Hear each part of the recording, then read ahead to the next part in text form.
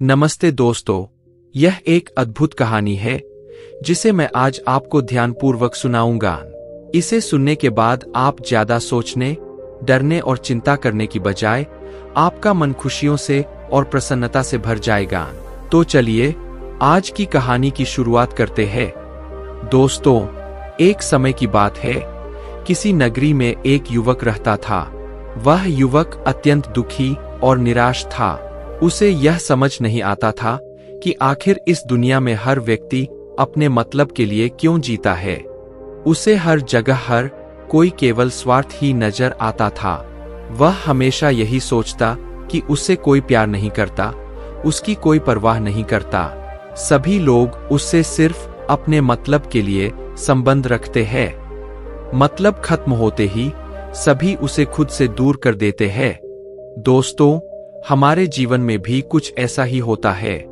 हम भी हमेशा किसी ना किसी का साथ ढूंढते रहते हैं, और जब हमें किसी का साथ नहीं मिल पाता तो हम अपने आप को अकेला महसूस करते हैं।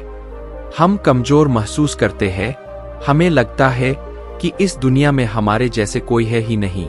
हमें कोई प्यार नहीं करता, हमारी कोई परवाह नहीं करता। लेकिन हम यह भूल जाते हैं कि अंत में हर किसी को अकेले ही जाना है। वह व्यक्ति अपने इस अकेलेपन से बहुत परेशान हो चुका था, जिस कारण एक दिन उसने अपना घर छोड़ दिया और एक रास्ते पर निकल पड़ा। उसके मन में कई सारे विचार थे और उन विचारों में मग्न होकर वह उस रास्ते पर आगे बढ़ता जा रहा था। तभी उसने रास्ते में एक आश्रम देखा। वह उस आश्रम की ओर बढ़ा। वहां उसने देखा कि एक गुरु अपने शिष्यों को ध्यान करना सिखा रहे थे। उन्हीं शिष्यों में से एक शिष्य ने गुरु से पूछा, गुरु, यह ध्यान क्या है और इस ध्यान को करने से हमें क्या लाभ होगा? तब गुरु ने उत्तर दिया, पुत्र, ध्यान ही सत्य है और ध्यान हमें अकेला कर देता है। हम जितने ज्यादा अकेले होते जाते हैं, उतना ही हम ध्यान में उतरते जाते हैं। यही अकेलापन तुम्हें सत्य के मार्ग पर ले जाता है और तुम्हें सत्य की प्राप्ति करवाता है। वह युवक आश्रम के बाहर खड़ा होकर यह सब सुन रहा था। जैसे ही उसने उन गुरुवर के मुख से यह बातें सुनी, वह दौड़ते हुए उनके पास पहुंचा और कहने लगा, गुरु, यदि ध्यान हमें अकेला कर देता है तो इसका मतलब यह है कि मैं इन सब चीजों में श्रेष्ठ हूं। आप तो ध्यान का सहारा लेकर अकेले होते हैं, लेकिन मैं तो वैसे ही अकेला हूं। मेरा ऐसा कोई नहीं है जिसे मैं अपना कह सकूं, जो मेरी परवाह करता हो, जो मेरा ख्याल रखता। मैं अपनी राह पर अकेला ही चलता चला जा रहा हूं।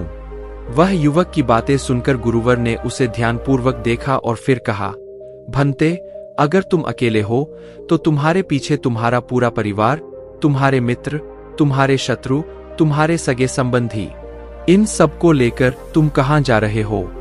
गुरुवर की यह बात सुनकर वह युवक चौंका और तुरंत पीछे मुड़कर देखा तो वहां कोई नहीं था। उसने गुरुवर से कहा, हे गुरुवर, मेरे पीछे कोई नहीं है, ना मेरे परिवार वाले, ना मेरे मित्र, ना मेरे शत्रु और ना ही मेरे सगे संबंधी।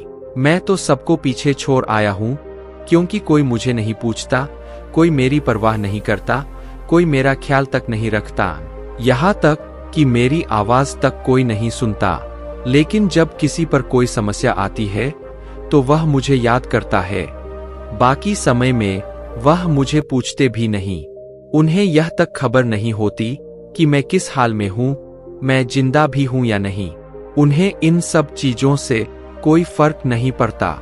गुरुवर ने युवक की बातें ध्यानपूर्वक सुनी और फिर कहा, भंते, तुम सही कह रहे हो, लेकिन जब तक तुम इन सभी को छोड़कर नहीं आते, तब तक तुम अकेले कैसे हो सकते हो? वह युवक फिर से चौंका और पीछे मुड़कर देखा। फिर गुरुवर से कहता है, हे गुरुवर, यहाँ पर तो कोई नहीं है, मैं अकेला ही यहाँ आया हूँ। लग रहा है कि आप मेरा मजाक उड़ा रहे हैं। मेरे पीछे कोई नहीं है, आप खुद देख सकते हैं। तो फिर आप ऐसा क्यों कह रहे हैं कि जाओ और इन्हें छोड़कर आओ? जब मेरे साथ कोई है ही नहीं तो मैं भला उन्हें कहाँ छोड़ूं, कैसे छोड़ूं? उस युवक की यह सारी बातें सुनकर गुरुवर मुस्कुराए और बोले, भंते, आखिर तुम मुझसे क्या चाहते हो? इस पर वह युवक गुरुवर से बोला, हे गुरुवर, मैं आपका शिष्य बनना चाहता हूँ। मुझे कोई साथी चाहिए। मुझे अपना शिष्य बना लीजिए। मैं जीवन भर आपका आभारी रहूंगा। उन गुरुवर ने कहा, भंते, तुम चाहो तो यहाँ पर 1 महीने रह सकते हैं। उसके बाद ही मैं यह निर्णय कर पाऊंगा कि क्या मुझे तुम्हें अपना शिष्य बनाना चाहिए या नहीं। लेकिन तुम्हें मेरी एक बात माननी होगी। तुम्हें इन 30 दिनों के अंदर ध्यान का अभ्यास करना होगा। अगर तुम यह कर सकते हो तो तुम यहाँ पर अगले 1 महीने के लिए रुक सकते हो, अन्यथा तुम्हारे लिए यहाँ पर कोई जगह नहीं। वह व्यक्ति बहुत सोच विचार कर उन गुरुवर से कहता है, हे गुरुवर, आप जैसा कहेंगे मैं वैसा ही करूंगा। आप चाहते हैं कि मैं इन 30 दिनों में ध्यान का अभ्यास करूं, तो मैं यह करने के लिए तैयार हूं।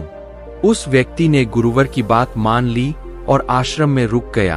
अगले दिन सुबह सुबह गुरुवर उस व्यक्ति के पास आए और बोले, भंते, तुम किससे बात कर रहे हो?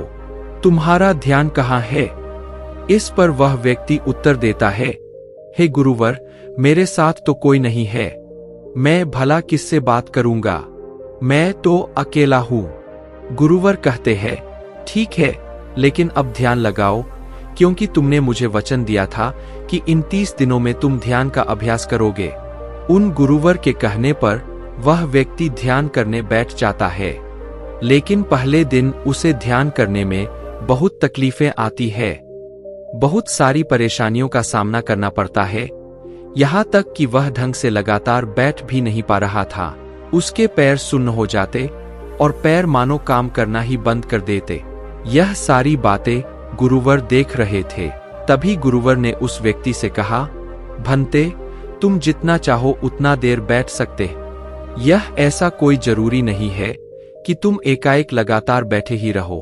अगर तुम्हें थोड़ी तकलीफ है तो तुम उठ सकते हो, टहल सकते हो और फिर आकर बैठ सकते हो। इतना कहकर गुरुवर वहां से चले गए। अगले दिन सुबह सुबह फिर गुरुवर उस व्यक्ति के पास आए और कहा, भंते, कौन है? किससे बातें कर रहे हो? कोई आया है क्या? वह व्यक्ति जवाब देता है, हे गुरुवर, यहाँ पर तो कोई नहीं है। आप खुद देख लीजिए, मैं भला किससे बातें करूंगा। गुरुवर एक बार फिर कहते हैं, ठीक है, चलो ध्यान का अभ्यास करो। तब वह व्यक्ति कहता है, हे गुरुवर, क्या केवल आंखें बंद करके बैठ जाना इसे ही ध्यान कहते हैं? अगर इसे ही ध्यान कहते हैं तो यह तो बहुत आसान है और इसे तो कोई भी कर सकता है। केवल आंखें बंद करके बैठना ही तो है। गुरुवर उस व्यक्ति से कहते हैं, भंते, केवल आंखें बंद करके बैठना इसे ध्यान नहीं कहते। ध्यान करने के लिए तुम्हें अपने मन को एकाग्र करना होगा। अपने मन को किसी एक चीज पर लगाना होगा। वह कोई भी चीज हो सकती है, बाहर की कोई आवाज या तुम्हारे भीतर से आने वाली यह सांसें। इन सांसों के अंदर और बाहर होने की आवाज पर तुम ध्यान लगा सकते हो। किसी भी ऐसी चीज पर ध्यान लगा सकते हो जो लगातार वर्तमान समय में घट रही हो, ताकि तुम्हारा पूरा ध्यान उस चीज पर एकाग्र हो और तुम्हारा ध्यान कहीं भी भटके नहीं। और एक बात और याद रखना, जब तुम उस चीज पर ध्यान लगाओगे तो तुम्हारा ध्यान हटना नहीं चाहिए। इतना कहकर गुरुवर वहां से चले गए। अगले दिन जब वह सुबह सुबह एक बार फिर उस व्यक्ति से मिलने आए तो उन्होंने एक बार फिर कहा, भंते, आज कौन आया है? किससे बातें कर रहे हो? बड़ी जोर जोर से आवाज आ रही है। तुम यहाँ पर खुद शांति पाने आए हो या फिर दूसरों को अशांत करने के लिए? वह व्यक्ति उन गुरुवर से कहता है, हे गुरुवर, पर यहाँ पर तो कोई है ही नहीं, तो मैं भला किससे बात करूंगा? यहाँ तक कि अभी तक मेरे मुंह से एक शब्द तक नहीं निकला है, तो फिर आपको कैसे जोर जोर की आवाजें कहां से आ रही है? और जब मैंने एक शब्द भी नहीं बोला तो मैं भला दूसरों के लिए अशांति का कारण कैसे बन सकता हूं? तब गुरुवर कहते हैं, ठीक है, चलो ध्यान का अभ्यास करो। वह व्यक्ति उन गुरुवर से कहता है, हे गुरुवर, मेरा एक प्रश्न है, क्या मैं आपसे पूछ सकता हूं? गुरुवर कहते हैं, पूछो, तुम्हें क्या पूछना है? वह व्यक्ति कहता है, हे गुरुवर, आप कहते हैं कि किसी भी एक चीज पर ध्यान लगाओ जो वर्तमान समय में घट रही हो, उस पर अपना पूरा ध्यान लगा दो। लेकिन जब मैं अपनी सांसों पर या फिर किसी ऐसी चीज पर ध्यान लगाने का प्रयास करता हूँ जो लगातार घट रही है, तो मेरा ध्यान लगातार नहीं रह जाता। मैं पल पल भटकता रहता हूँ। कभी मुझे कुछ याद आने लगता है तो कभी मुझे कुछ और याद आने लगता है। वे पुरानी चीजें, वे पुरानी यादें मेरा पीछा नहीं छोड़ती। आपके कल यहाँ से चले जाने के बाद मैंने ध्यान करने के लिए बहुत प्रयास किया, लेकिन वे पुरानी यादें बार बार मुझे याद आ रही थीं, जिस कारण मैं एक चीज पर ध्यान लगा ही नहीं सका। तो अब मुझे क्या करना चाहिए? गुरुवर मुस्कराए और वहां से चले गए। उन गुरुवर की हंसी की वजह उस व्यक्ति को समझ नहीं आई। अगले दिन सुबह सुबह एक बार फिर गुरुवर उस व्यक्ति के पास पहुंचे और बोले, भंते, यह तुम क्या कर रहे हो? इतना आलस, चारों ओर आलस ही आलस फैला हुआ है। अपने पास से आलस को भगाओ, अन्यथा यह तुम पर हावी हो जाएगा और फिर तुम हमेशा इसके अधीन बनकर रहोगे। वह व्यक्ति गुरुवर से कहता है, हे गुरुवर, आप तो रोज एक ही बात कहते हैं कि यहाँ पर कोई है, लेकिन मुझे तो कोई नजर आता ही नहीं। आप ही बताइए यहाँ पर कौन है? गुरुवर कहते हैं, ठीक है, चलो अभ्यास के लिए चलते हैं। वह व्यक्ति कहता है, हे गुरुवर, मेरा एक प्रश्न है, अगर आपकी आज्ञा हो तो मैं आपसे पूछना चाहता हूँ। गुरुवर कहते हैं, हाँ पूछो, क्या प्रश्न है तुम्हारा? वह व्यक्ति कहता है, हे गुरुवर, आपकी कृपा से अब मैं पहले से बेहतर तरीके से ध्यान कर पा रहा हूँ, लेकिन अभी भी मुझे एक समस्या आ रही है, और वह यह है कि जब भी मैं अपनी सांसों पर ध्यान देता हूँ तो मेरा मन एकाग्र तो होता है और मैं पहले से ज्यादा और अच्छी तरह से ध्यान भी लगा पाता हूँ, लेकिन ध्यान लगाते लगाते मुझे नींद आने लगती है और मैं सो जाता हूँ। फिर उसके बाद मुझसे ध्यान नहीं हो पाता। उसके बाद केवल बस मुझे नींद ही नींद आती रहती है और मैं ध्यान की तरफ फिर अपने आप को मोड़ नहीं पाता। गुरुवर उस व्यक्ति से कहते हैं, यह तो अच्छी बात है। इतना कहकर वह वहां से चले गए। 5वें दिन जब सुबह सुबह गुरुवर उस व्यक्ति के पास पहुंचे तो उन्होंने कहा, भंते, तुमने इतने लोगों को क्यों बुला रखा है? इतने सारे लोग तुम्हें ध्यान नहीं करने देंगे। तुमने इतने सारे लोगों को क्यों बुलाया है? इन्हें यहाँ से जल्दी भेजो, मुझे यह बिल्कुल नहीं पसंद। तुम तो यहाँ पर अकेले आए थे, जैसा कि तुमने कहा था, तो फिर इतने सारे लोगों को तुमने आज क्यों बुला रखा है? इन्हें अभी के अभी वापस भेज दो। वह व्यक्ति मन ही मन यह सोचता है, लगता है गुरुवर पागल हो गए हैं। जब भी रोज आते हैं तो हमेशा एक ही बात कहते हैं कि यहाँ पर कोई है, लेकिन मुझे तो कोई नजर ही नहीं आता। वह बड़े विनम्रता से गुरुवर से कहता है, हे गुरुवर, शायद आपकी आंखें जो देख पा रही है वह मैं नहीं देख पा रहा हूँ। मुझे तो कोई नजर नहीं आता। फिर आपको कैसे यहाँ पर लोग ही लोग नजर आ रहे हैं? फिर गुरुवर उस व्यक्ति से कहते हैं, अच्छा ठीक है, चलो अब ध्यान का अभ्यास करते हैं। तभी वह व्यक्ति उन गुरुवर से कहता है, हे गुरुवर, मुझे ध्यान के वक्त नींद आती थी, जैसा कि मैंने आपको बताया था, उस पर तो मैंने नियंत्रण पा लिया, लेकिन अब जब भी मैं ध्यान करने बैठता हूँ, किसी एक चीज पर अपना ध्यान केंद्रित करता हूँ, तो मेरे मन में विचारों का सैलाब होता है, मानो विचारों की बांध सी आ जाती है। इतने विचार तो आंख खोलकर भी मैंने कभी नहीं देखे होंगे, जितने की आंखें बंद करने के बाद मुझे नजर आते हैं। और इन विचारों में कुछ ऐसे विचार भी मेरे मन में आते हैं जिनके बारे में आज तक मैंने सोचा तक नहीं है। मुझे उनके बारे में कुछ भी नहीं पता। यह सब क्यों हो रहा है गुरुदेव? उन गुरुवर ने उस व्यक्ति की यह बात सुनकर उस व्यक्ति से कहा, अच्छा ऐसा हो रहा है। इतना कहकर वह गुरुवर वापस चले गए। अगले दिन सुबह सुबह वह गुरुवर एक डंडा लेकर उस युवक के पास पहुंचे और एक डंडा जड़ते हुए उस युवक से कहते हैं, मैंने तुम्हें पहले ही कहा है, इतने सारे लोग मुझे पसंद नहीं, तुम्हें इन्हें छोड़कर आना होगा। आखिर तुम रोज रोज इन्हें क्यों ले आते हो? इतनी भीड़ इकट्ठा करके तुम्हें क्या लाभ? आज के बाद यह यहाँ पर नहीं आने चाहिए, इस बात का ख्याल रखना। यदि आज के बाद यहाँ पर कोई भी नजर आया और तुम्हारी बकबक मुझे सुनाई पड़ी तो मैं तुरंत ही तुम्हें इस आश्रम से निकाल दूंगा। तभी वह व्यक्ति बड़ी विनम्रता से उन गुरुवर से कहता है, हे गुरुवर, मुझे तो यह समझ नहीं आता कि मुझे कोई नजर ही नहीं आता, लेकिन आप रोज एक ही बात कहते हैं कि यहाँ पर मैंने भील इकट्ठी कर रखी है।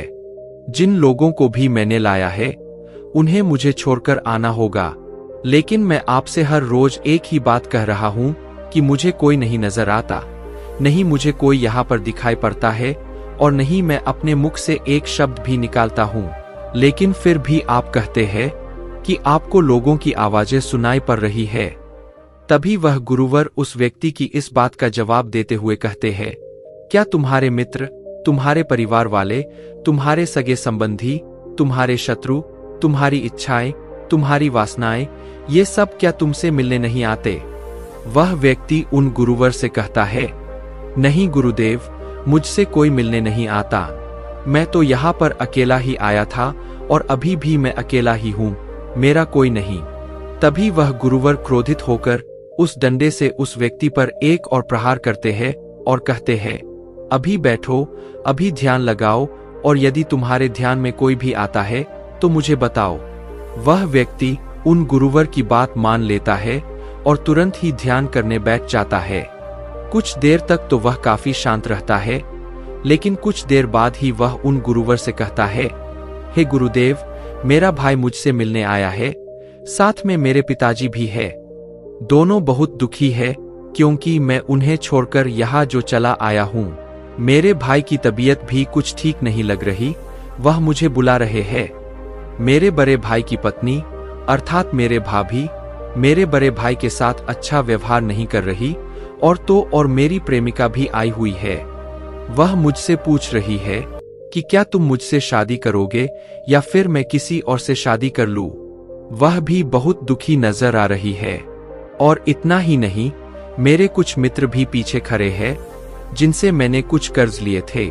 आज वह मुझसे अपना कर्जा मांगने आए हैं, मुझे धोखेबाज कह रहे हैं, मुझे अपशब्द बोल रहे हैं और वह साथ में मेरे कुछ शत्रुओं को भी लाए हैं।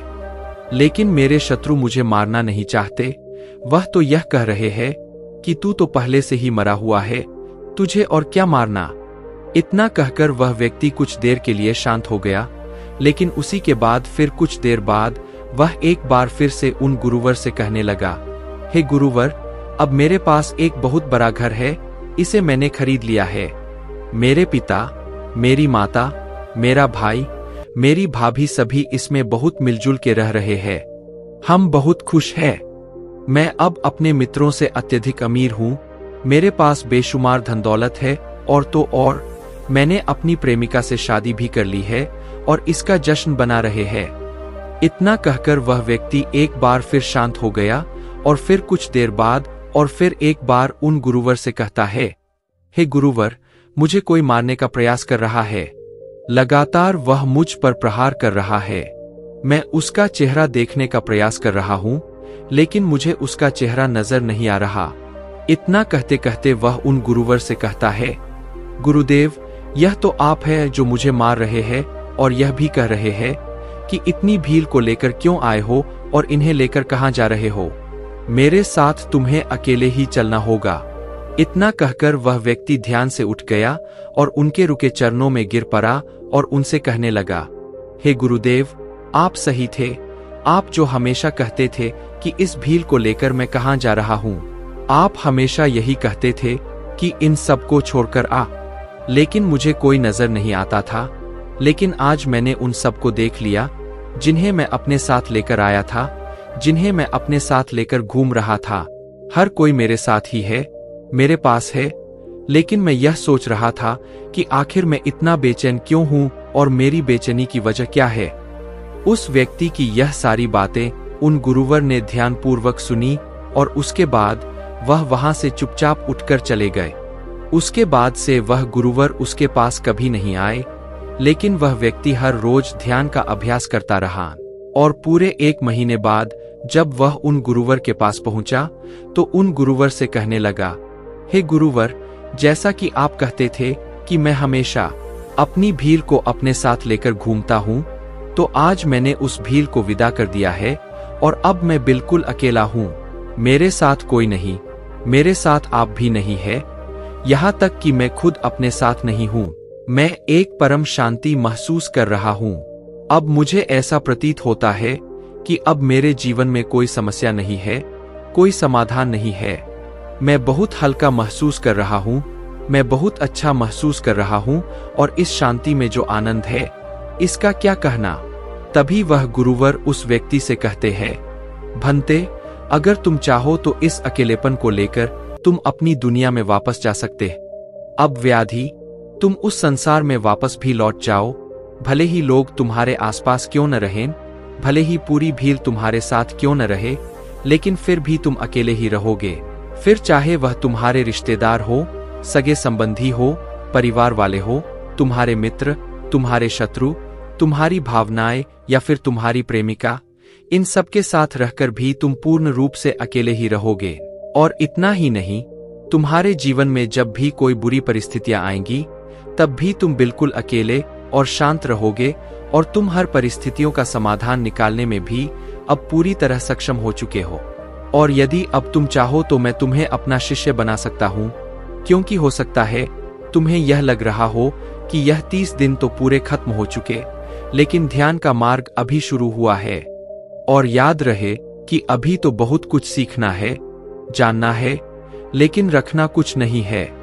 यह मार्ग अभी शुरू हो रहा है, और यह मार्ग अति लंबा है, और इस मार्ग की शुरुआत शांति से ही होती है। तभी वह व्यक्ति उन गुरुवर को प्रणाम करता है और उनसे कहता है, हे गुरुवर, मैं अपने घर वापस लौटना चाहता हूँ, अपने उस संसार में वापस जाना चाहता हूँ, ताकि मैं अपनी जिम्मेदारियों को निभा सकूं और साथ ही साथ इस मार्ग पर भी आगे बढ़ सकूं, यदि आपकी आज्ञा हो। इतना कहकर वह व्यक्ति शांत हो गया। तभी वह गुरु मुस्कुराने लगे और उस व्यक्ति से कहते हैं, भंते, मन शांत हो तो सब हो सकता है। तुम संसार में रहकर भी अकेले रह सकते हो, लेकिन एक बात याद रखना कि हमें सीखना बहुत कुछ है, जानना बहुत कुछ है, लेकिन रखना कुछ भी नहीं। अब तुम जा सकते हो, तुम्हारा कल्याण हो। तो दर्शकों, चलिए अब ज्यादा सोचने के ऊपर अगली कहानी की शुरुआत करते हैं। संपूर्ण मानव जाति एक दौड़ में लगी हुई है, एक ऐसी दौड़ जो कभी पूरी नहीं होती, जो उसके जन्म के साथ शुरू होती है और मरने तक उसका पीछा नहीं छोड़ती। लेकिन क्या कभी आपने ध्यान दिया है कि यह दौड़ किस चीज की है? जरा ठहर कर खुद से पूछिए कि आप किसके पीछे दौड़ रहे हैं, और वास्तव में क्या यह दौड़ कभी पूरी हो सकती है? जिन भौतिक सुख सुविधाओं को इकट्ठे करने में इंसान लगा रहता है, क्या वास्तव में वह भौतिक सुख सुविधाएं उसे शांति या फिर आनंद प्रदान कर सकती है? सिकंदर ने मरने से पहले अपने सभी मंत्रियों को कहा था कि जब मेरी अर्थी उठाई जाए तो मेरा शरीर ढका हुआ नहीं होना चाहिए, मेरी हथेलियां खुली होनी चाहिए, ताकि सारी दुनिया यह देख सके कि जो सिकंदर पूरी दुनिया को जीत सकता था, वह भी अपने साथ कुछ नहीं ले जा सका। उसके हाथ खाली के खाली रह गए। लेकिन जीवन की बागडोर ऐसी होती है कि उसे कभी ठहरने का वक्त ही नहीं मिलता, कभी वह सोच विचार ही नहीं करता कि जीवन का सबसे बड़ा सुख क्या है और इसके विपरीत जीवन का सबसे बड़ा दुख क्या है। सुख सुविधाएं तो बहुत लोग इकट्ठा कर लेते हैं, लेकिन सही मायने में उसका भोग कितने लोग कर पाते हैं? वही भौतिक वस्तुएं जो उसने अपने आनंद, अपनी शांति के लिए संग्रहित की थीं, वही सुख सुविधाएं उसके दुख का कारण बन जाती है। जब पैसा नहीं कमाया था तो पैसा न होने का दुख था, और जब पैसा कमा लिया तो वही पैसा उसके बच्चों के लिए या उसके लिए झगड़े का कारण बन जाता है। तो फिर कैसे सुख सुविधाएं, किन चीजों के पीछे आप भाग रहे हो? आज की जो कहानी मैं आप लोगों को सुनाने वाला हूँ, उसमें आपको जीवन का सबसे बड़ा दुख और सबसे बड़ा सुख पता चलेगा। इससे पहले कि आप इस कहानी में खो जाए, इस चैनल को सब्सक्राइब जरूर कर ले। तो चलिए कहानी शुरू करते हैं। अपनी गरीबी के दिन याद करके सेठ नानंद की आंखों में आंसू आ गए। आज उसने जीवन में सब कुछ हासिल कर लिया था, सारी सुख सुविधाएं उसके पास थीं, घर में नौकर चाकर थे, हजारों लोग उसके नीचे काम करते थे, जो उसकी एक आवाज पर उसके पास खड़े होते थे। लेकिन फिर भी आज सब कुछ हासिल कर लेने के बाद भी वह दुनिया में अपने आप को सबसे गरीब आदमी समझ रहा था। आखिरकार अपनी गरीबी के दिन याद करके उसकी आंखों में आंसू आ गए। उसके पास कुछ नहीं था, लेकिन तब भी वह प्रसन्न रहता था। लेकिन आज सब कुछ होने के बाद भी वह प्रसन्न नहीं था, और दुनिया में वही आदमी सबसे गरीब होता है जो सब कुछ होते हुए भी अकेला महसूस करता है। उसे एहसास होने लगा था कि धन संपदा या भौतिक सुख सुविधाएं उसके मन की पूर्ति नहीं कर सकती। लेकिन अब तो बहुत देर हो चुकी थी, उसका पूरा जीवन बीत चुका था। अब पूरे जीवन की कमाई उसे व्यर्थ लगने लगी। उसे लगने लगा कि उसने जो कुछ कमाया वह सब यूं ही था, व्यर्थ था। यह एहसास उसे जीवन में पहले कभी नहीं हुआ था। काश उसे यह एहसास पहले हो गया होता तो वह ठहर जाता, रुककर चिंतन करता कि जो चीज वह इकट्ठी कर रहा है, क्या वास्तव में वह इकट्ठी करने लायक है। अगर उसे यह बात पहले पता चल गई होती तो वह अपने जीवन में सार्थकता खोजने की कोशिश करता। वह उस रहस्य के बारे में खोज करता जो उसके मन की पूर्ति करता, जो उसका अकेलापन दूर करता, जो उसके जीवन को संपूर्ण बना देता। उसने अपने दोनों बेटों को अपने पास बुलाया और उन्हें जीवन की सीख समझाने की कोशिश करने लगा। सेठ ने अपने बेटों से कहा, बेटा, मेरे को तो जीवन में कोई बताने वाला नहीं था, सही रास्ता दिखाने वाला कोई था ही नहीं, इसलिए मैं उस रास्ते पर चलता रहा जिसका कोई अंत नहीं था, और आखिर में पहुंचकर मुझे महसूस हुआ कि जितना रास्ता मैं तय करके आया हूं उतना ही रास्ता बाकी और है। शायद मैं गलत रास्ते पर निकल पड़ा था और अब इतना समय नहीं बचा कि मैं नए रास्ते पर फिर से नया सफर शुरू करूं। उसने अपने दोनों बेटों से कहा, बेटा, पता है दुनिया में सबसे बदनसीब आदमी कौन होता है? वह जिसके पास सब कुछ होते हुए भी कुछ नहीं होता, जो अपने आप को सब कुछ होते हुए भी अकेला महसूस करता है। भला इससे बड़ा दुख, इससे बड़ी बदनसीबी और क्या हो सकती है? यह सुनकर उसके बड़े बेटे ने कहा, पिताजी, सब कुछ तो आपके पास है, धन संपदा, पूरा परिवार, सारी खुशियां आपके पास है, लेकिन फिर भी आप अपने आप को बदनसीब क्यों समझते हैं? उसका बड़ा बेटा वह नहीं समझ पा रहा था जो उसके पिता उसे समझाने की कोशिश कर रहे थे। फिर भी उसने अपनी बात को समझाने की कोशिश करते हुए कहा, अभी तुम्हें लगता है कि जीवन में तुम्हारे पास सब कुछ है। मुझे भी तुम्हारे उम्र में ऐसा ही लगता था, लेकिन अब मैं बूढ़ा हो चला हूं, कुछ समय बाद मेरी मृत्यु भी नजदीक है, और अब मुझे एहसास हो रहा है कि दुनिया में तो सब कुछ पीछे छूट जाता है। घर, परिवार, रुपया, पैसा, धन संपदा, सब कुछ यही रह जाता है, और आखिर में मेरे साथ जाएगा क्या? क्या मैं दुनिया में सबसे अकेला इंसान नहीं हूँ? क्या मैं दुनिया का सबसे बदनसीब आदमी नहीं हूँ, जिसके पास सब कुछ होते हुए भी वह अपने साथ कुछ भी नहीं ले जा सकता? सेठ के बेटे ने सेठ से सवाल पूछा, पिताजी, फिर दुनिया में क्या इकट्ठा करना चाहिए? ऐसे तो हर इंसान अकेला ही होता है। कौन इंसान इस दुनिया में भला ऐसा होता है जो अपने साथ इस दुनिया की सुख सुविधाएं या फिर अपना परिवार लेकर जाता है? सब लोग तो अकेले ही जाते हैं।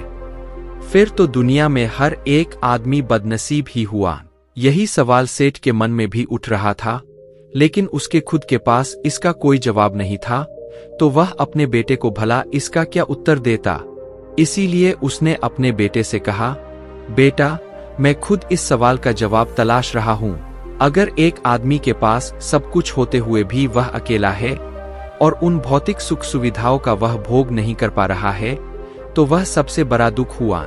मैं मानता हूँ दुनिया का सबसे बड़ा दुख यही है कि आपके पास सब कुछ होते हुए भी आप अकेलापन महसूस करो। लेकिन इसके विपरीत दुनिया का सबसे बड़ा सुख क्या हो सकता है? इस सवाल का जवाब तो मेरे बेटे मुझे भी नहीं पता। इसीलिए मैं यह चाहता हूं कि मेरे मरने से पहले जो सवाल का जवाब मुझे नहीं मिला, वह जवाब तुम अपने जीवन में ढूंढो। और यकीन मानो, अगर तुमने अपने जीवन में इस सवाल का जवाब ढूंढ लिया तो तुम दुनिया के सबसे सुखी इंसान कहलाओगे। यह कहानी सुनाकर गुरु ने अपने शिष्यों से सवाल पूछा, दुनिया में सबसे बड़ा सुख क्या होता है? सभी शिष्य ध्यानपूर्वक अपने गुरु की यह कहानी सुन रहे थे। संध्या का समय था। धीमी धीमी हवा चल रही थी, जिससे पेड़ की पत्तियां हिल रही थी। आसमान में पक्षी उड़ रहे थे और सूर्य अस्त होने को आया था। सभी शिष्य अपने गुरु से इस सवाल का जवाब जानना चाहते थे, लेकिन इससे पहले ही गुरु ने अपने शिष्यों से सवाल पूछ लिया। इसका उत्तर देते हुए एक शिष्य ने कहा, गुरुदेव, दुनिया में सबसे सुखी इंसान वही है जिसका शरीर सुखी है। अगर आपके शरीर में बीमारियां हैं, तो आपके पास कितनी भी भौतिक सुख सुविधाएं हो, आपके लिए वह व्यर्थ है। और इसके विपरीत, अगर आपका शरीर सुखी है, अगर आपका शरीर स्वस्थ है, तो चाहे आपके पास कुछ भी नहीं हो, लेकिन उसके बावजूद आप अपने जीवन में सुखी रहोगे। इसीलिए संसार का सबसे बड़ा धन हमारा शरीर होता है। यह सुनकर दूसरे शिष्य ने उसका विरोध करते हुए कहा, गुरुदेव, दुनिया में बहुत से लोग ऐसे हैं जिनका शरीर एकदम स्वस्थ है, लेकिन बावजूद इसके वह अपने जीवन में सुखी नहीं है। मैं मानता हूं कि जीवन में सबसे ज्यादा सुखी वही इंसान है जिसका मन सुखी है।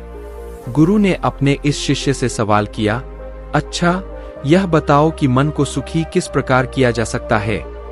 इसका जवाब देते हुए उस शिष्य ने कहा, गुरुदेव, मन कभी भी संतुष्ट नहीं होता।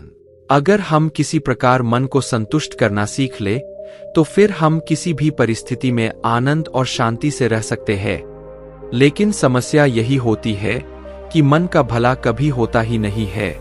मन को चाहे कितना भी खिला दो, लेकिन उसकी भूख कभी पूरी नहीं होती। चाहे उसे कितना ही धन दे दो, लेकिन बावजूद इसके उसका लालच बढ़ता ही जाता है। अब गुरु ने सभी शिष्यों को समझाना शुरू किया। गुरु ने कहा, अज्ञानतावश मनुष्य कभी यह समझ नहीं पाता कि उसका मन हमेशा से खाली था, लेकिन व्यर्थ की चिंताएं, व्यर्थ के लक्ष्य अपने जीवन में बनाकर उसने अपने मन को बांध लिया। जिस मन की प्रवृत्ति हमेशा खाली रहने की थी, उसने उस मन को कुरेकचरे से भर लिया। इसीलिए वह मन, जो बचपन में हमेशा खाली रहता था, हर चीज में, हर खेल में आनंद ढूंढ लेता था, अकेले में भी आनंदपूर्वक, शांतिपूर्वक रहता था, अब वही मन सब कुछ मिल जाने के बाद भी हमेशा दुखी रहता है। लेकिन अगर इंसान सिर्फ वर्तमान में रहना सीख ले, सिर्फ इतना सा होश प्रकट कर ले कि उसे हमेशा वर्तमान में रहना है, न तो भविष्य की कल्पनाओं में, न अतीत की यादों में, सिर्फ वर्तमान में, सिर्फ इस एक सूत्र से वह अपने पूरे जीवन को बदल सकता है। वर्तमान में रहकर सभी सूक्ष्म सुविधाओं का भोग करना, पूर्ण होश के साथ, पूर्ण आनंद के साथ हर एक चीज का भोग करना, सिर्फ यही जीवन को सुखी बना सकता है।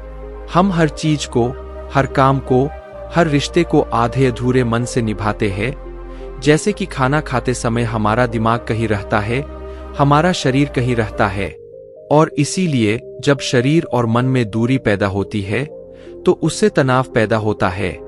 अगर आपका शरीर और आपका मन और मस्तिष्क सभी एक जगह पर संगठित होना सीख ले, तो फिर आप अपने जीवन में उस शांति, उस आनंद का एहसास कर पाएंगे जो बड़े बड़े योगी पहाड़ों में तपस्या करके प्राप्त करते हैं। लेकिन इसके लिए जीवन में ज्ञान के प्रकाश का उदय होना बहुत आवश्यक है, क्योंकि अज्ञानता में आप अपने मन को कभी नहीं समझ पाएंगे। मन को समझना इस दुनिया का सबसे कठिन कार्य होता है। अगर आप अपने मन को जबरदस्ती वर्तमान में खींच कर लाने की कोशिश करेंगे, तो आप बहुत जल्दी परेशान हो जाएंगे। यह कार्य बड़े धीरे धीरे, बड़ी निष्ठा और प्रेम के साथ किया जाता है, बड़े संयम के साथ किया जाता है। अगर आप इसको जबरदस्ती करने की कोशिश करेंगे, तो आप तनाव में आ जाएंगे, आप बहुत जल्दी हार मान लेंगे। इसलिए कदम कदम पर आगे बढ़ा जाए, तब मंजिल सामने ही है। और यह कहकर गुरु ने सभी शिष्यों से कहा, अब हम ध्यान करेंगे। ध्यान करने से मनुष्य का मन, उसका मस्तिष्क वर्तमान में स्थापित होना सीख जाता है। धीरे धीरे प्रतिदिन ध्यान का अभ्यास करने से वह उस आनंद और शांति का अनुभव कर पाता है जो सांसारिक वस्तुओं में कहीं नहीं मिलता, जो किसी भौतिक सुख सुविधा में नहीं मिलता। और इसके बाद सभी शिष्य अपने गुरु के साथ ध्यान में लीन हो गए। दोस्तों, मैं उम्मीद करता हूं कि यह कहानी सुनने से आपके जीवन में अच्छे बदलाव आए होंगे। आपको इस वीडियो से क्या सीखने मिला, यह कमेंट करके जरूर बताएं और अपने परिवार, दोस्तों या आपके करीबी इंसान के साथ यह कहानी शेयर करके उन्हें भी इस ज्ञान से परिचित करवाएं। बाकी अगर आपको यह वीडियो दिल से अच्छी लगी हो तो इसे लाइक कर दें और अगर आपने अब तक इस चैनल को सब्सक्राइब नहीं किया हो तो चैनल को सब्सक्राइब जरूर कर ले। आपका हर दिन शुभ हो और खुशियों से आपका जीवन भरा रहे। धन्यवाद। नमो बुद्धाय।